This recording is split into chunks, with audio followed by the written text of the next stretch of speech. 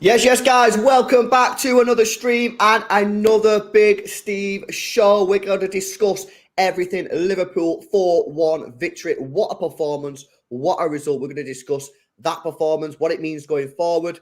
We'll speak about a few transfer issues as well and the title running. It's getting hot in here, mate. It's got an absolutely mad end to the season. It's non-stop. You got this last week. I said it this morning on the street. You got this last week now to get your little last relaxations in there. If you need to go, to a sauna, you have a little spa session, you want a little mini break, go on a Sky Scanner, go Barcelona, go France, somewhere like that, have a little few days away, because after this weekend, it is non-stop. I'm joined, as always, on the Big Steve Show by the man himself, Big Steve. How are we doing, man? Super, mate. Super. Brilliant. Great result of the weekend. Just what we needed.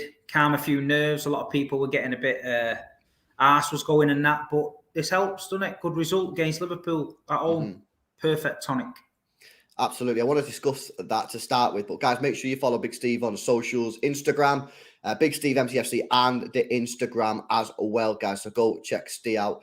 I don't want to waste no time. I want to get straight into Liverpool, mate, because Liverpool was just, to be honest with you, I went into the game fairly confident, right? And I feel like I was justified in that. We've been playing well. I know we had the international break. Was a little bit of a concern. Would we keep up the form? Obviously, we was on 10 matches unbeaten, 6-win streak, five clean sheets in a row. So I was going into it pretty confident. The only little bit of doubt for me, and I think we spoke about this on the Avengers, is that international break going to cause us any sort of issues? Is it going to ruin our momentum? Bloody hell, man. I mean, that is. I know Liverpool are not the same Liverpool as the years gone by, right? I accept that. But that performance, mate, whew, top They class. just beat Man United 7-0, so they ain't that shit. You know what I mean? So, but listen, no, Liverpool raise it against us. And it's always a worry after an international break because it breaks up your rhythm. And like you say, we always like a bit of rhythm.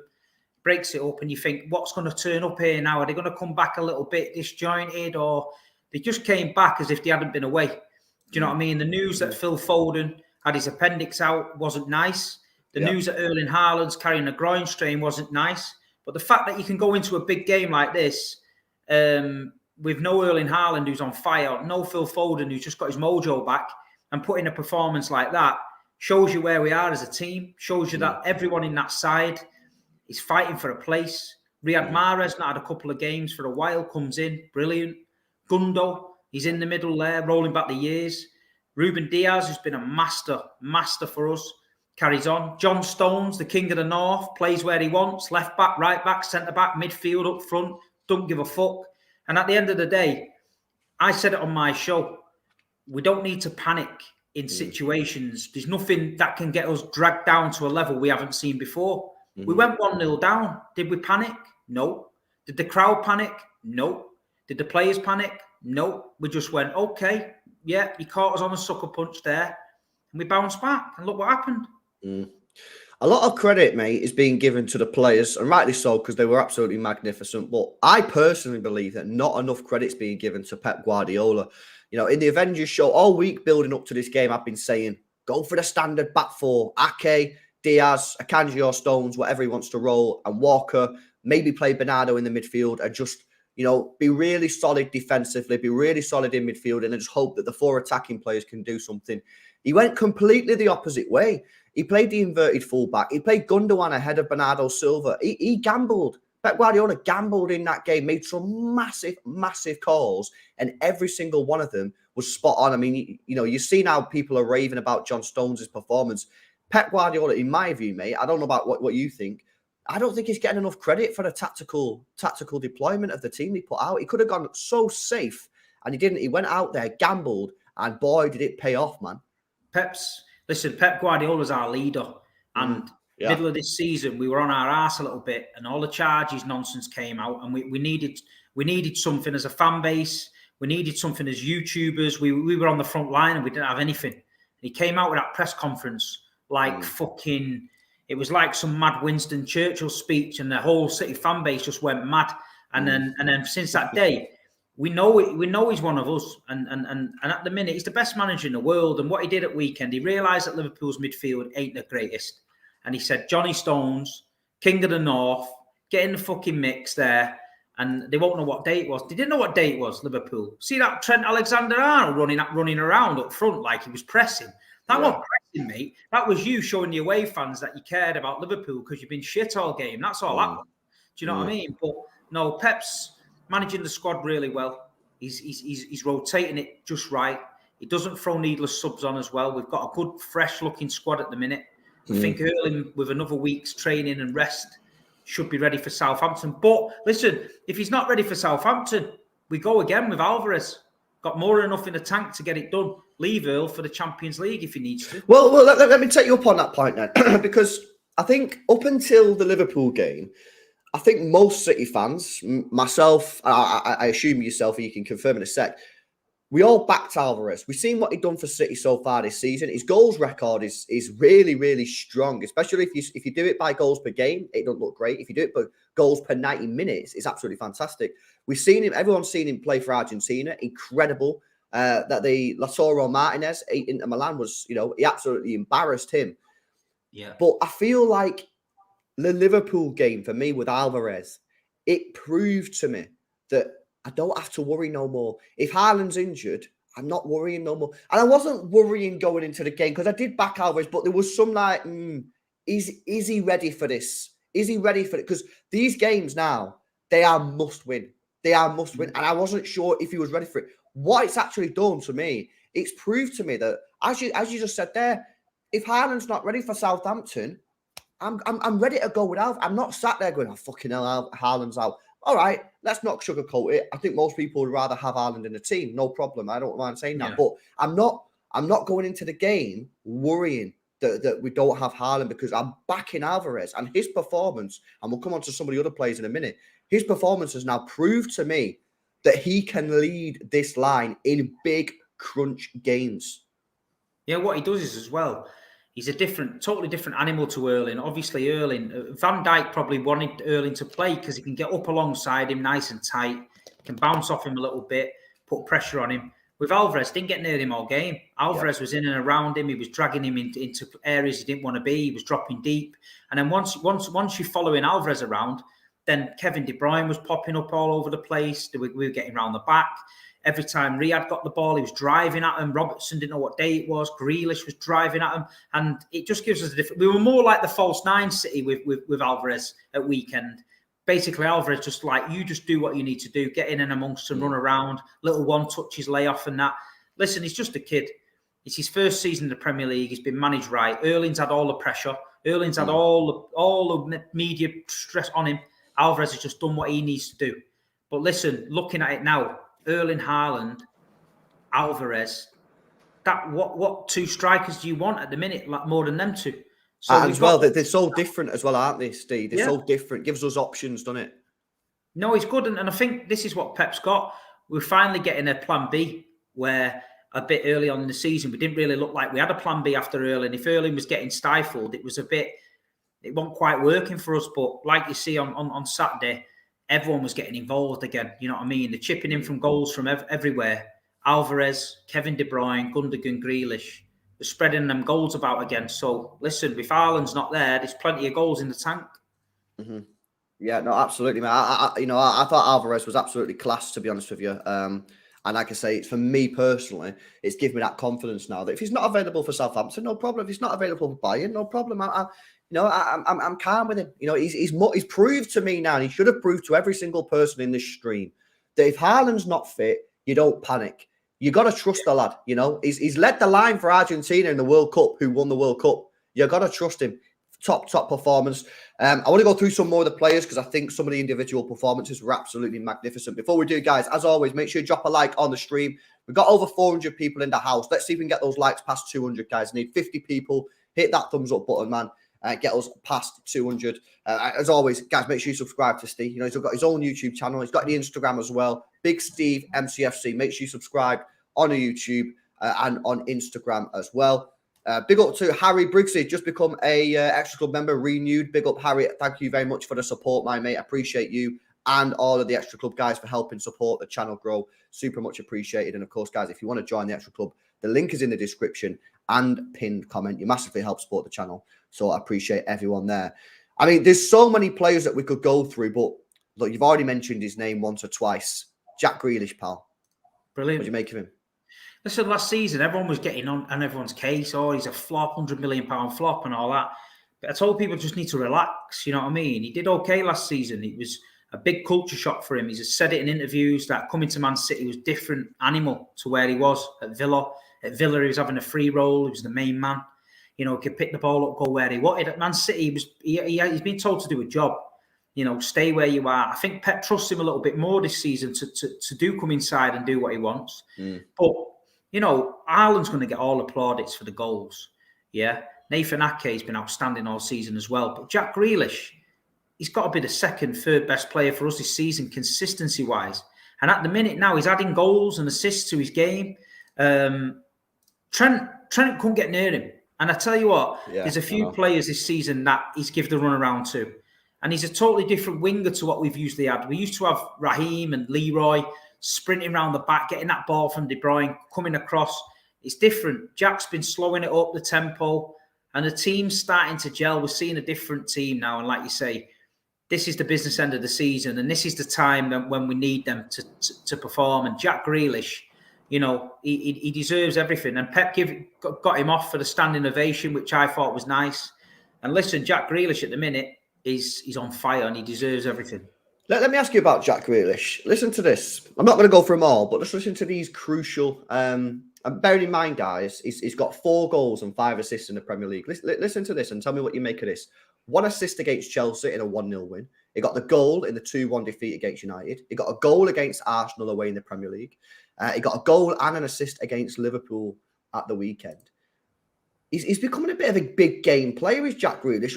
Why do you think that he's sort of why the majority of his stats coming in the big games? What are the big games offering him, or what is he doing in the big games? Is he not doing against the other games, or are they doing something different to mark him out the game? How come he's getting these numbers in the big games? More space against the big teams. The big teams come and have a go back. So they're leaving him wide open. If we go to a team and they've got 10 behind the ball, Jack Grealish he hasn't got the pace to get round them. He's literally playing it safe every time. He doesn't have that space to drive into because there's players on him all the time. But when you play against Liverpool, they leave themselves exposed. Arsenal the same, Man United the same. And that's what he thrives on. That's why sometimes when we do come up against these smaller teams, if he's pigeonholed out on the left, bring him in the middle. You might as well just let him run where he needs to run and link the play. But are you talking about maybe playing him in midfield, or are you talking about just giving him a bit more of a free role? Well, I'm just thinking, maybe if someone in midfield's not quite getting through, Kevin De Bruyne's not got the space to put that pass in, maybe put Kev out there on the left and just bring Jack in for a bit. I'm always a believer of switching things up sometimes, swapping wingers in the game. Just something new can trigger something new. But, at the minute, I'm really happy with him. Pep's picking him every week. He's not resting him now. He's keeping his rhythm going. So, Jack Grealish at the minute, he's doing really, really well. And I don't think anyone can moan. You do get the moaners. I heard people moaning about him at weekend walking out. I just laughed. But, you never keep everyone happy, mate. Yeah, no, I think he's clearly in the best form of his Manchester City career so far. Pep Guardiola, as you say, I think trusts him more, and I think he's responding to that. I think actually subbing him off at the weekend was probably a good thing because he, obviously, like you say, standing ovation. I think he thrives on stuff like that. I feel sometimes, with Jack Grealish, I don't know if he feels he belongs at this level because he was at Aston Villa for so long. It's not like he moved to City young. He was like 26 when he moved to City, right? So he's moved quite late on in his career. He's been at Aston Villa all his career. He's coming to City with Pep Guardiola, one of the best managers of all time, with these star-studded squad. And I feel like sometimes I don't know if he believed he belonged in that team. What I'm getting the vibe and the opinion now is I feel like he's starting to believe that he belongs with the team, that he belongs with that squad. And you're seeing a little bit more confidence from him. And you can see it's the last since the World Cup. Everyone keeps on banging on since the World Cup. Since the World Cup, his performances have gone up and he is performing at a better level and he's helping the team. And, if he can chip in with a few more goals or assists for the rest of the season, that's going to massively help us out, isn't it? Yeah, no, he's doing well. And like you say, people are quick to jump on his back if he's not doing too well. So we've got to give him his flowers when he's doing well. But the whole team, everyone's looking super confident. It's, we talked about getting that feeling when things are going the right way. And I've got that feeling now, you know what I mean? I'm enjoying every game. The crowd, we've got to mention the crowd because I put a bit of a call out on my channel and said, look, we need to get behind the lads on Saturday. It's early kickoff. Sometimes it can be flat. Mate, the Poznan was breaking out. Erling Haaland with his groin strain was Poznaning. The South Stand, the Tunnel Club, Khaldoon. They were all doing the Poznan, the stewards. So listen, the atmosphere was brilliant. There's no one say the atmosphere wasn't good at weekend. The South Stand was rocking and everyone was getting involved and everyone's together. We're all behind this team. We're in a title race. We're chasing Arsenal. But, you better believe that if they slip, we're there. Yeah, I've got to say, I think for me personally, I think this is probably the most, not the most confident in winning the league because I still don't know what's going to happen. Obviously, it's still up in the air, but this is the best I've felt as a City fan this season.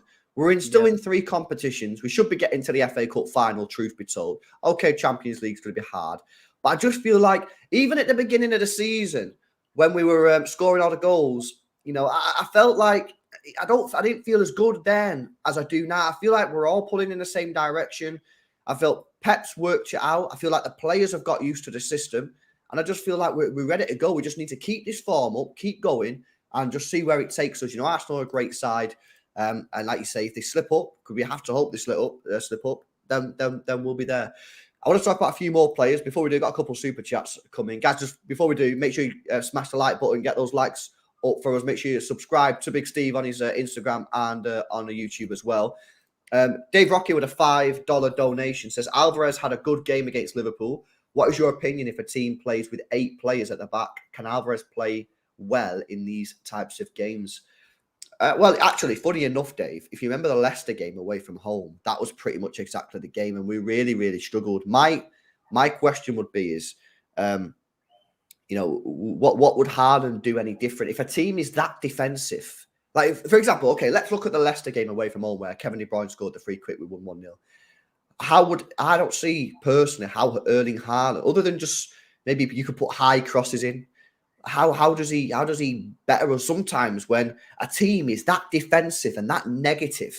You are just looking for a little bit of luck, penalty, free kick that Kevin De Bruyne put in, just a little bit of luck. So for me, yeah, this is what I said earlier on. I still trust Alvarez. If Haaland's not available, I trust Alvarez. I don't care who we're playing. We could be playing bottom of the league, Southampton, which we might be doing with Alvarez at the weekend, or we could be playing Bayern Munich. For me, I've got the confidence in Alvarez. I'm not going to doubt him for a minute. So, anything to add on that, Steve? I just think, we're going up against Southampton. If there's any team that's going to put men behind the ball all weekend, it's them. But the difference is they're fighting for their lives now. They need something. So, did they gamble and think, let's go for it and maybe get a roasting, or did they camp in and think, we'll try and hold on for a point? I think that if they want to camp in, we'll break them down. I just think the way we're playing at the minute, we're relentless. And I think, if Erling's back, we can go direct, get them balls in the box. He's going to get on the end of summit. If not, we'll just be patient. And that's the key.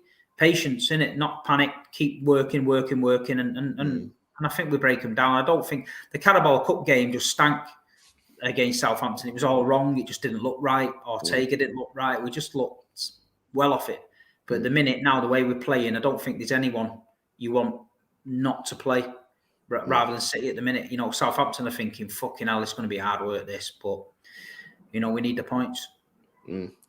Absolutely. A big up Ben with a 2 says, so rumour complaints, Hillsborough chants, I heard nothing. Well, obviously, we don't have the audio when we listen to the game, so I can't really comment on it. All I would say is, don't be singing nothing about Hillsborough, man. It's not right. People lost their lives in it, so I can't comment on whether it happened because don't have the audio. So that's all I'd say on that one. All he was singing at weekend was when they got fouled, or we fouled them, Rodri, and they were steaming around the referee, Henderson, trying to get him sent off, and the City fans were singing, always the victims, it's never your fault.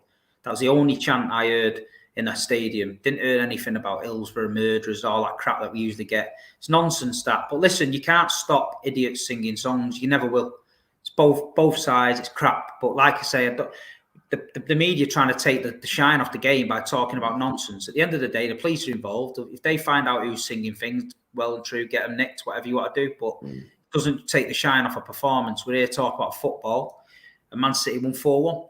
Yeah, no, absolutely. There are a couple of other players that I want to go into before we talk about transfers and the rest of the season. I'll come on to John Stones, but I do want to speak about Riyad Mahrez because honestly, Steve, I feel like if Grealish didn't play as well as he did, and maybe if he didn't get the goal near the end, I feel like we would all be sat here absolutely raving about Riyad Mahrez. In my view, that is top 3 Riyad Mahrez performances for Manchester City.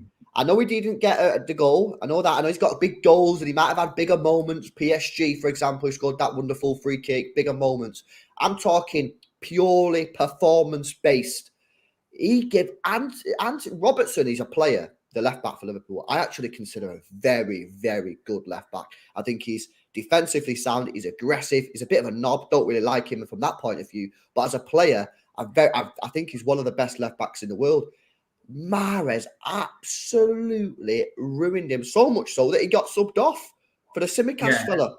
Top class performance from Riyad, mate. When he's in full flight, Riyad, there's no one can touch him. As soon as that ball flies in the air, you know he's going to bring it down first touch because he's got the best touch I've ever seen.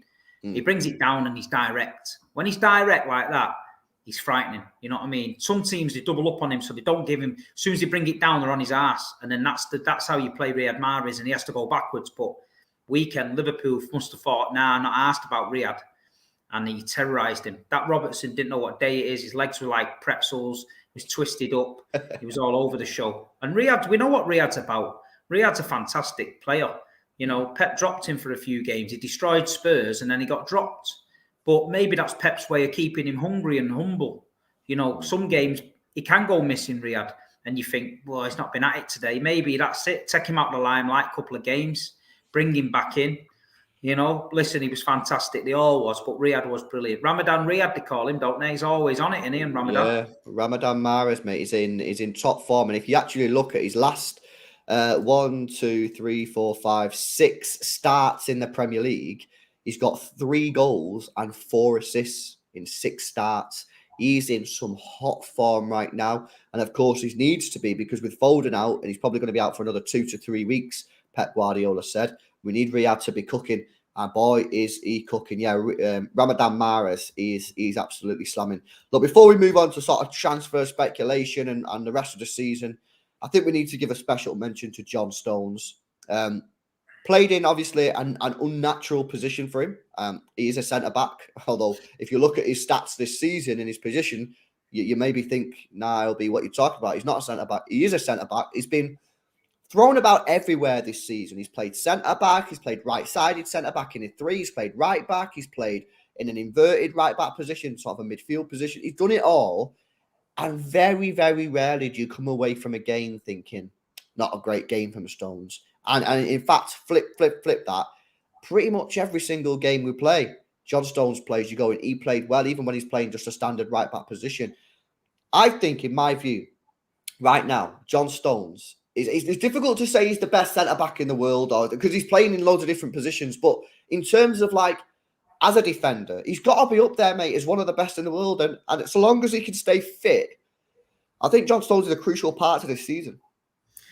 Yeah, I think John's just, you know, we had a few seasons where it was touch and go whether he's going to leave.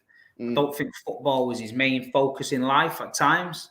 He seems to have knuckled down now, and he's buying into what Pep's about. And Pep Guardiola trusts him, and he's a big game player, man. He's a big game player. He came in there for, you know what, I'll get in the midfield. I'll link the play up. He was knocking it around. They were taking the piss at one point. I watched some Liverpool fan reaction, and this guy went, John Stones is knocking it about on the edge of the box like prime Xavi. And I thought, yeah, that's Johnny Stones. Keep slagging him off, do what you want, but we know what he's about. And listen, in a title running, he can play right back, he can play centre back, he can play centre mid. He'll play in net, I think, John, if you want him to. No problem. But he's a bit of a cult hero now at City, isn't he? You know, you sing his name all the time. And he's always first over to the away end, you know, kissing the badge and giving it the fans and that. And listen, that's what you want. But full credit to him, because, you know, it's tough to get in that City side as a centre-back with Ruben and the boys in there. Laporte can't get a sniff, but he's found his niche. And listen, if he carries on at right back, Kyle Walker, you know, it's going to be tough for him to get in. Yeah, top performance. He's, I think it's going to be crucial for the rest of the season. You know what? You know why, right? Because there are times that we'll have now for the rest of the season. I'm talking more specifically Premier League here, where we're under pressure. There's some nerves in the team. He doesn't feel it, mate. He's so cool. He's so cool on the ball. And he calms everyone else down. Because if you're on the pitch and you're shitting yourself, you're a bit nervous. Maybe there's a couple of minutes to go, you got a 1-0 lead, and you're a bit nervous. And then you just see Johnny Stones knocking the ball around in the middle of the park. It calms everyone down. So for me, obviously, he's not had a great career in terms of injuries, you know what I mean? But we need to do everything possible to keep this guy fit. This is where the physios come into play, the sports scientists, the doctors. These guys need to earn the money now. You know what I mean? And they need to be making sure they're on top of it. Last season, yeah? Last season, the injuries we had going into the final run-in, we had Fernandinho playing at centre-back, right-back, Stones at right-back. We had Laporte getting injections in his knee, strapped up. We're going to Atletico Madrid, got battered and come away, bumps and bruises. Then we had to fly to London for the semi-final against Liverpool. We had to play a bit of a scratch team. We got beat. Then we're out to Real Madrid. You know, looking at City's team now, looking at the options, you've got Stones at right-back. If he picks a knock or you don't fancy it, we've got Kyle Walker. We've got Emerick Laporte on the bench, not played any games, in case Akanji or Diaz gets a knock. The left-back situation, you know, is only probably, you know, you've probably got Gomez to come in there, not the best. Midfield, Bernardo Silva was on the bench. Phil Foden's got to come back. Haaland comes back, or Alvarez. So you look at the options across the park that we've got, and we look like we're ready for this running. And these games coming in now, we're ready for it. It couldn't have gone better for us, to be honest. I think for me, the only place that we actually look a little bit weak now is probably on the wings, and that's just because Foden's injured, and he's going to be back in 2 to 3 weeks. So, maybe okay if push come to shove, you could probably stick Alvarez out there. But I think once Foden's back, or Bernardo, I think once Foden's back, I think we're ready to go. And yeah, we are. We're in a much better position. I feel like we're in a much better, not obviously points wise and that, but like in terms of the squad, we're in a better position now than we were last season when our defense was just fucking going down like flies, weren't they? I mean, I thought at one point, fucking hell, we'd have to get some of the academy players in the team, towards the end of last season. It was crazy. But yeah, the squad health at the moment is looking good. And of course, Phil Foden, he could be back. If you look at some of the players that have had the same operation, he could be back within a week. He could be back within 3 weeks. We don't really know. Pep obviously said 2 to 3 weeks. But the fact is, the way we're playing and everyone's playing well, we don't have to rush him. Same with Early. We've got past the Liverpool hurdle. No disrespect to Southampton. If he's still feeling a bit tight, then I'm calm, like you, in letting us roll as we was through Southampton, and then if we need Haaland back the week after when we're going into the Bayern game, and that's the one, isn't it? So. Absolutely. Big up, all pissed up with a £5 donation. He says, big up, Steve. Atmosphere was unbelievable on Saturday. Even the tourist French couple next to me joined in on the Poznan. That's big up, all pissed up. And Dave Rocky with the 2 says, hey, Jude. Well, I want to talk about some transfer speculation and a little bit of news, but I want to start off by talking about İlkay Gundogan. As we all know, İlkay Gundogan's out of contract in the summer. And the rumours that seem to be going around right now that I can see, based on obviously the reporters that are coming out, is that it feels like Gundogan is asking for a 2-year contract, and City are only prepared to offer him a 1, and he's looking for a more secure period because obviously he's just had his new baby, hasn't he? You know what I mean? So he doesn't really want to be signing a 1-year contract and then having to up sticks and move in a year's time with obviously a 1-year-old. Well, what's your thoughts on Gundogan? If he's asking for a 2-year contract, do you think we should offer him a 2-year contract, or do you think that City are doing the right thing and only offer him a 1 year? I mean, there's a lot of debate about this. I personally have come to the conclusion that no, we probably should just offer him a 2-year contract. He'll be 33 in the summer, so it's not like he's pure old. And even if you do bring in an extra couple of midfielders, we play 50, 60 games a season. He's going to play games. I don't think minutes right now is exactly his priority. I think it's just looking for a good club with a good location for his family. Where are you on this? I mean, we've been in this situation before with Bernardo Silva, Yaya Toure, where it's hard not to go on emotion because we love Gundogan and we love everything about him, and he's still doing it now. Fernandinho last season, we would have given him another 1 year if it was up to the fans. We'd still have Bernardo Silva. We'd still have David Silva there. Yaya'd still be running around in midfield. Aguero would have his heart patched up front because we just don't want to let him go. I think we just got to be calm with it and let the board decide. I mean, Pep sees him every day in training. Pep's probably had them conversations. He might say, you know what, Pep, I've got 2 years left in me. I want to go somewhere and play every week and just enjoy my football in the sun with the missus and that, Miami or Barcelona or wherever. Or if he's happy to become a bit part player and come in every now and then I don't see any reason why we won't give him a 2-year contract. It's just, I don't know. I think we just got to, if he stays and gets a 2-year deal, there'll be nobody more happier than me. If it's announced he's going on a free, then he'll get sent away with our blessing because he's been a fantastic signing for Manchester City for 20 million quid. Unbelievable. Yeah, no, it is a difficult one. It certainly is a tricky one. But if we brought in, say we got rid of Gundo and we brought in Jude Bellingham, then no one's moaning at that. We're freshening up the midfield. If Bernardo went and we brought in somebody else and we had a really young, energetic midfield, it's, we've got a young, energetic strike force. We've got the midfield could get freshened up. Let Emerick Laporte go and Cancelo go, bring in a young fullback and a new centre-back, young. You've literally freshened your team up there to go again for the next 8-9 years. Well, you just mentioned Jude Bellingham there. there's been quite a lot of news coming out over the last couple of weeks about Jude Bellingham. Obviously, David Ornstein reported that, maybe Liverpool are not favourites for him anymore. We've also heard news that Real Madrid will not match the fee put in by Manchester City. I mean, it's hard not to get excited here, Steve, with some of the news coming out. Where are you on this Jude Bellingham thing? Have you got any ITK news for us? If not, where are you at with it? No, listen, I told you before that what I got told. I know we've made an offer for him. I've seen something about that offer, and I know that Dortmund was asking for money up front, and I think City are the only club in the position to pay it up front. What I got told was that they wanted the money up front because they've lost Haaland and Jude and they need a freshen up, which makes sense. You know, they need to go out there and buy players. We understand that.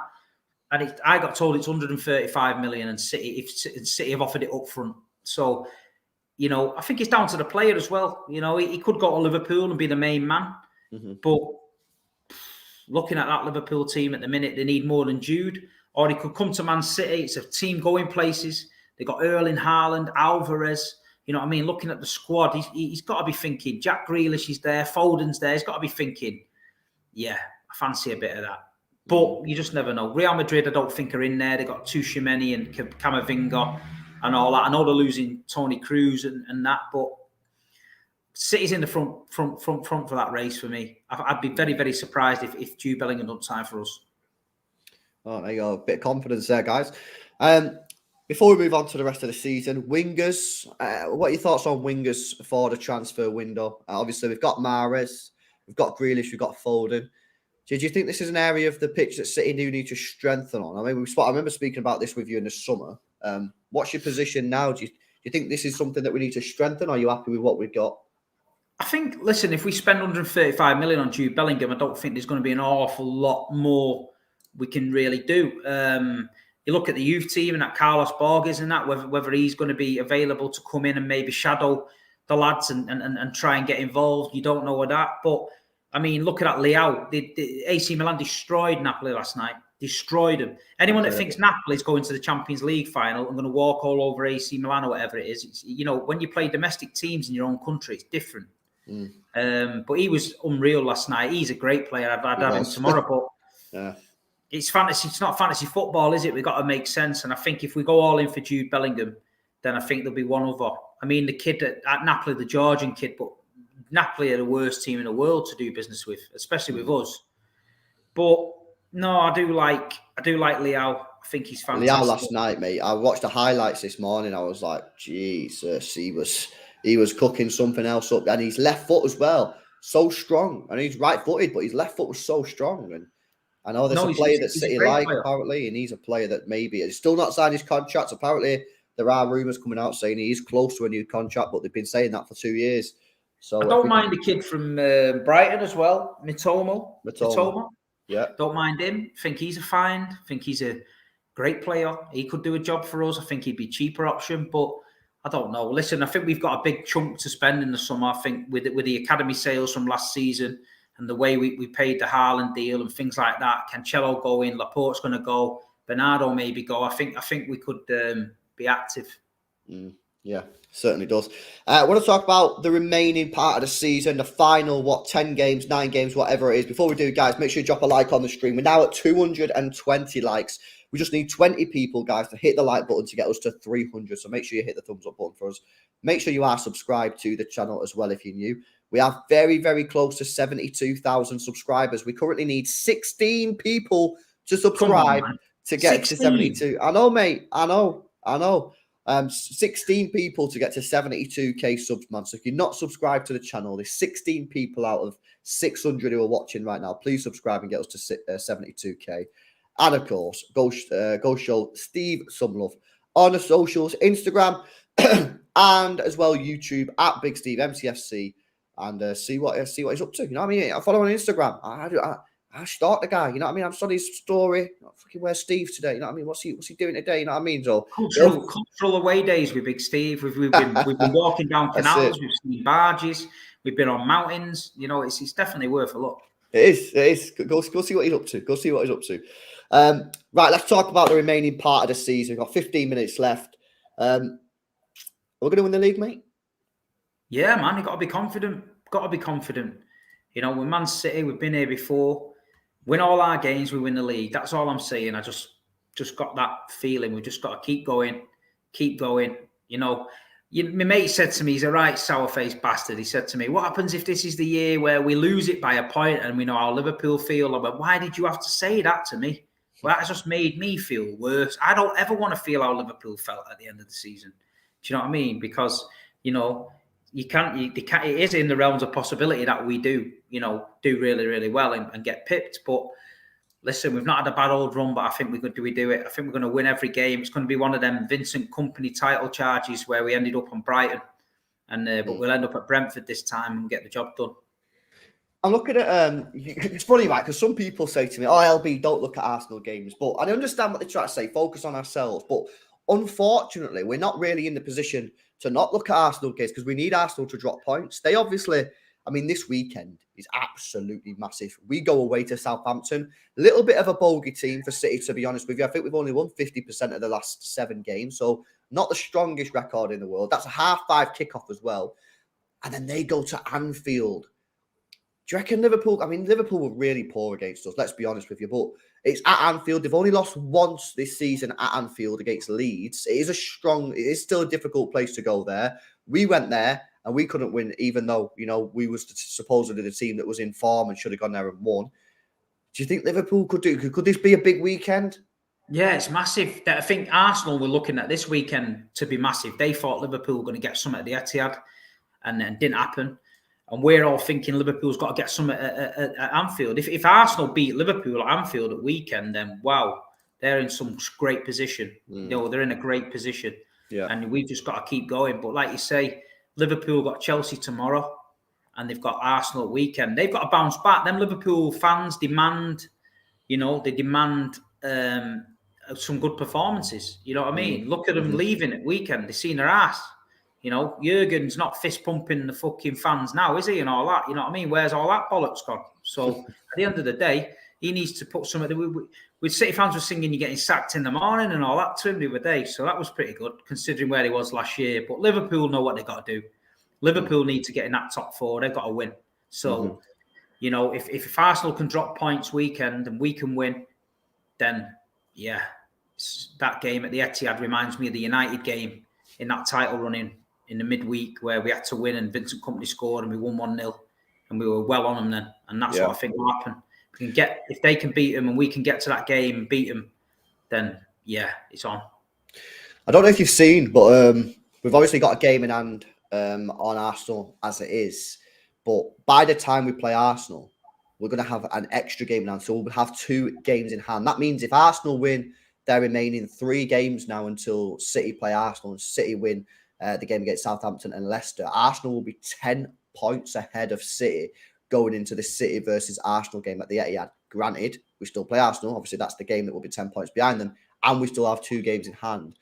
Psychologically, how as a fan and how do you think the team deals with that? Because even though we do have 2 games in hand, being 10 points behind Arsenal, and Arsenal have only got, 5 or 6 games left to play, psychologically, that could be tough. So is it just a case of what you've been saying all day and all stream and probably for the, I don't know, last couple of weeks, in that just focus on ourselves, win every game to the rest of the season? Or how do we deal with the fact that we're going to be 10 points behind Arsenal? Because that is quite daunting. Yeah, but if you take it, it's not, you know, Liverpool were behind us last season, 14, with 2 games in hand. They got beat by a point or whatever it was. So it is what it is. The players know what they're doing. Our manager knows what he's doing. He'll know what way he's going to spin it to the lads. And, you know, it's us fans that panic. We're the ones that shit ourselves and look at the league table every 5 minutes and start looking at AFTV and listening to fucking Julian. You know what? It's funny that because I mean? You know what I've been doing today? Yes, that you just explained to me. Today I've been on Excel. I've been fucking putting all the fixtures in and what about if they draw this game? What about if we draw this game? I've been fucking working it out. Yeah, but it's also that get worried because we live and breathe it and we get invested in it, and that's what I mean. It makes you ill. I've said that to anyone. If you go in these games now, home and away, or you're proper invested in it, it makes you ill. We've just got to do what we do. You know, that game, that run where we had to win every game, 14 or something on the bounce to beat Liverpool, was the most horrendous running I've ever been involved in my life. Yeah. And that Leicester game at home, when we just didn't look like scoring, Vinny pulls that out. And then we're going to Brighton the week after. I was just like, it's on, man. It's on. We're having it. And I just think we're having it. I just think let's just fucking go with it at the end of the day. We're here now. We're in the business end of the season. We're on the coattails. Like we said, keep holding on. Don't drift off. And they're fantastic. They've got the noses in front. We wasn't at the races early doors. It's our own fault. But we're definitely at the races now. Yeah, no, absolutely. It's going to be a crazy running. We've just got to, as you say, got to focus on ourselves and just trust that at some point Arsenal slip up. They've got some tricky games. Unfortunately, the majority of those games come after the City game, so we've got to make sure that we beat them. Of course, if we don't beat them, then fair's, you know what I mean? You got to give them the respect. But I think we will beat them at home. I'm confident we'll beat them. It's just, can we get past Southampton and Leicester, and then maybe Newcastle could do something. Obviously, they'll play Chelsea with a new manager. It's going to be an interesting one there. Before we wrap up, guys, got a couple of minutes left. So if you guys want to send in any questions for myself or Steve, then just fire them in the chat and we'll get through as many as we can before the end of the stream. Make sure you drop a like on the stream, guys, if you've enjoyed it. Let's get those likes past 400. Now, we've got 600 people watching now. We need 70 people to hit that like button, get us past 400 likes. Make sure you follow Steve on the socials, Big Steve MTFC on Instagram and the YouTube as well. If you want to help support the channel grow, you can become a YouTube channel member. The link is in the description and pinned comment. Harry Briggsy became one before. We've got loads in the chat helping support the channel grow. Massively appreciate every single one of you. And finally, keep pushing this. But I want to try and get to 72,000 subscribers by the end of tonight. So make sure you subscribe to the channel if you've not done so already. Let's see what questions we've got coming in here then. Let's see. Natozo says, Steve, what do you make of the Cancelo situation? Bit of an interesting development there. I mean, would you take him back in the summer? What would you think he needs to be moved on? Well, I think he made a rash move. Obviously, seen his ass. He got his move to Bayern. He's gone over there, seen his ass, and I think he's in no man's land now at the minute. You know, he needs to stop DMing Manchester City fan accounts and complaining about content and concentrate on his game and stop moaning, and then, you know, he might get a game for someone. But I'd sell him. Mm-hmm. Okay, cool. MCFC lad says, thoughts on Liverpool beating Arsenal 7-0 on Sunday? That'd be great. That would be great. It's funny. Let's see what people are saying.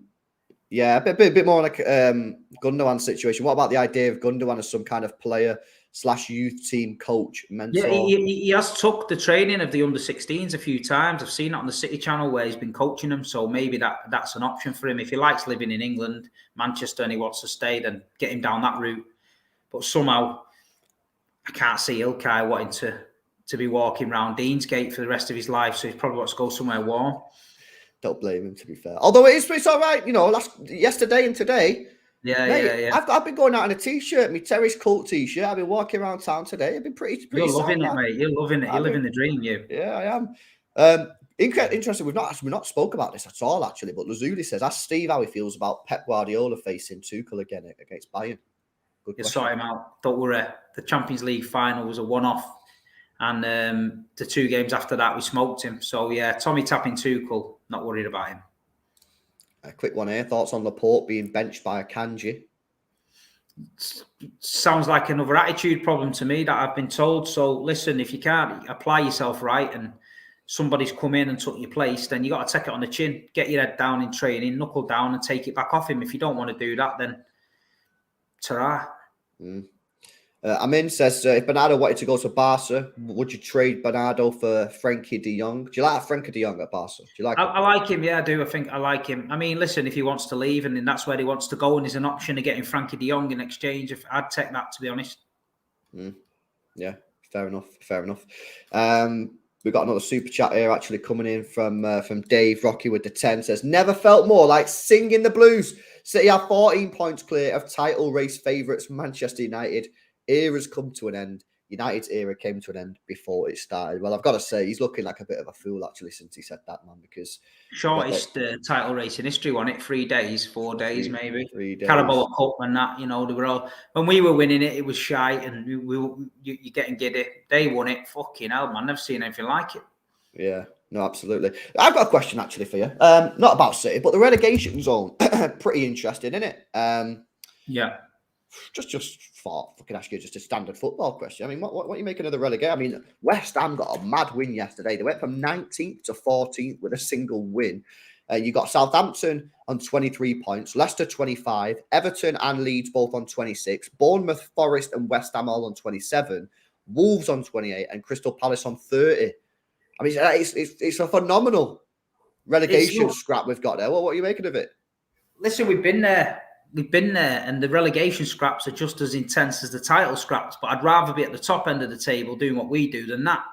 Anyone can get dragged into it. You know, this is the business end of the season for them boys as well. This is where you start seeing these smaller sides pulling out these mad results because they're fighting for their lives.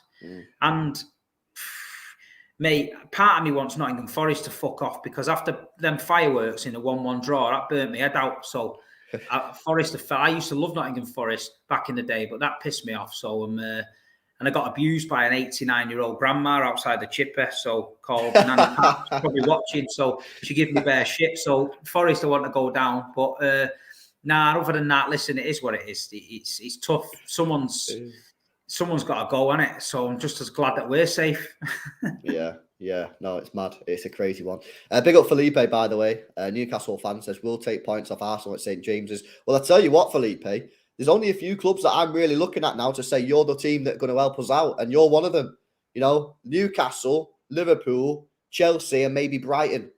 You know, I think they beat everyone else, Arsenal. So, yeah, if you would do that, mate, it'd be fucking mint.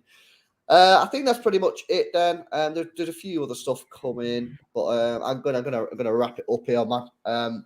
Big up, Steve. Thank you very much for coming on. Hopefully, we'll get an Avengers show later on this week. Get the lads back on there ahead of the Southampton game, because one thing that I need people to do, I know Southampton are bottom of the league, right?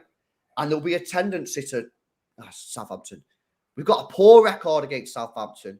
As Steve just said, they will be fighting for their lives. It's R5. It's on TV. The world will be watching.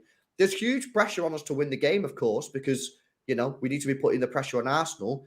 Do not take this game lightly. This is going to be a tricky game, isn't it, mate? Yeah, I hate Southampton away. I hate it. I hate going there, driving there. But I thought, you know what, I'm going. So I'm going down Friday, I think. I've just got an apartment down there. I'm going to stay Friday, Saturday. And I'm ready for it, man. I'm ready for it. We've got to get the job done. I think we will. After Liverpool at home was a tough one because they always turn up. You know what I mean? It can get a bit messy. But now we're doing all right. We just got to keep... He's given a few days off to players, so they've had a few days rest. I think they're back in on Wednesday. So... yeah, man. I'm looking forward to it. Yeah, guys, we'll try and get an Avengers show later on in the week, maybe Wednesday, Thursday, something like that. Get the lads back on, have a proper preview on that Southampton game, talk about the title running, and get and sort of build it up a little bit, generate some energy, because I think that's what we need to do ahead of the game. What have you got coming up on your YouTube, Steve? What's going on the Instagrams, man? Just did a competition on Instagram to win a ticket to the FA Cup semi-final. Got a match preview for Southampton, probably dropping on Thursday on my channel. And yeah, just get me to 20k, man. You know, these United YouTubers, they're bobbins, but their United fans are backing them. They got more followers than me. I don't like that. So at Big Steve MCFC on YouTube, get the followers up. I've just dropped a video, Liverpool reaction before this. If you haven't watched it, go watch that and leave a comment and I'll reply to him in a bit. Buzzing. Happy days. Guys, make sure you drop a like on this stream. Get us past 400 before you go. Subscribe to the channel as well if you're new.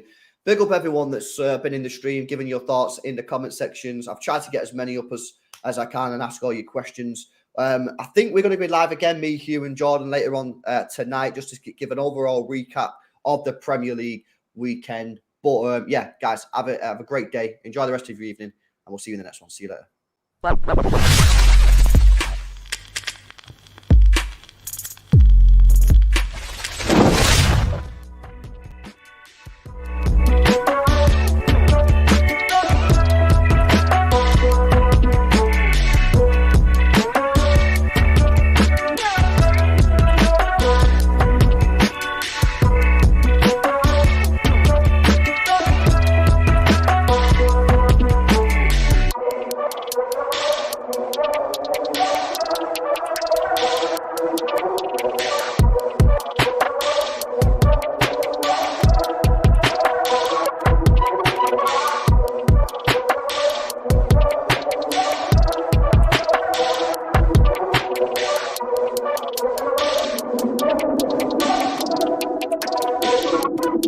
Bye.